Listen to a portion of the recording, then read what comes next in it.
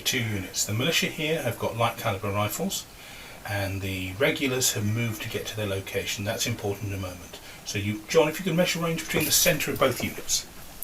The centre of both units is 9.5 inches. Okay, now we use a series of bands that move up and down dependent on the modifiers.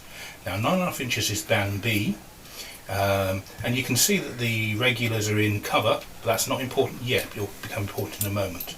So we know the regulars have moved, so that's a positive column, so it makes it one column harder, so from B becomes C. Now at the moment there's no other modifiers I can see, so we look at the three columns, and the three numbers are the score you need in the open, the score you need in light cover, the score you need to hit in heavy cover. Now John, let's assemble the dice pool. We know we've got 10 models, they're raw, so you use 10 d8s. Okay, now the NCO has got an SMG, and he's got a slightly better chance of hitting just because he's an NCO. So if you could swap one of those for a D8 for a different colour. Now the SMG, as I mentioned, gives a little bit of a bonus to that range as well as his chance of hitting, so if you could add another. We know they're armed with light caliber rifles, which have got a higher rate of fire. So we know there's 10 models, so we add one extra dice for every 3 models, rounding up. So that's a total of... That's 4 dice. Okay, so how many dice have we got in total, John? We have 15 dice in total. Now, unfortunately at this point, they're using obsolete weapons smuggled from God knows where. So we now have to remove 25% of the whole dice pool. So that would be 4 dice rounding up. That gives us our base dice pool. Could you please roll the dice? Target score is 6 for a normal bods and 5 for the NCO. So we have NCOs hits twice, another one from the bods. So basically the NCOs made the difference there. 3 models. At this range they're laid face up. Now that doesn't necessarily mean they're dead, it just means that they might be wounded, they might be shocked, they might be ducking cover, all of those kind of things.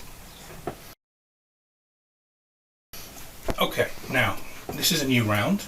The Unit V7, the regulars, haven't activated yet, so they're going to activate now. So they're shooting, their run marker has come off, so they're now going to shoot at B3. Now as you can see, some of the models are down, that means the centre of their unit has moved back. Could you measure between the two distances, John?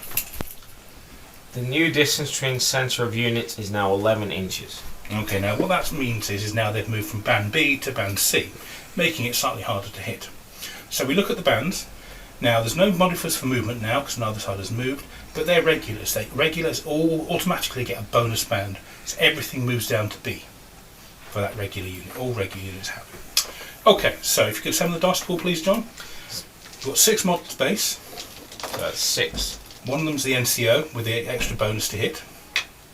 And the NCO's got the SMG, and at range, the starting range of C, he adds a bonus dice.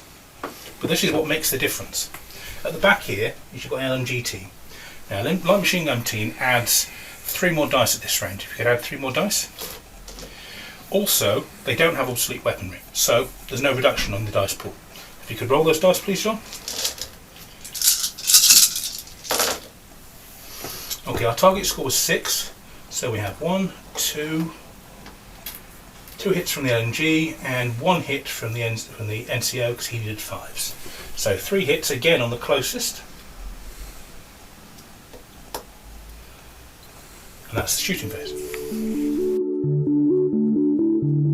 So now V7 has got 1 action left. What are you going to do with them? I'm going to lay Overwatch on the squad that I've just shot. Okay.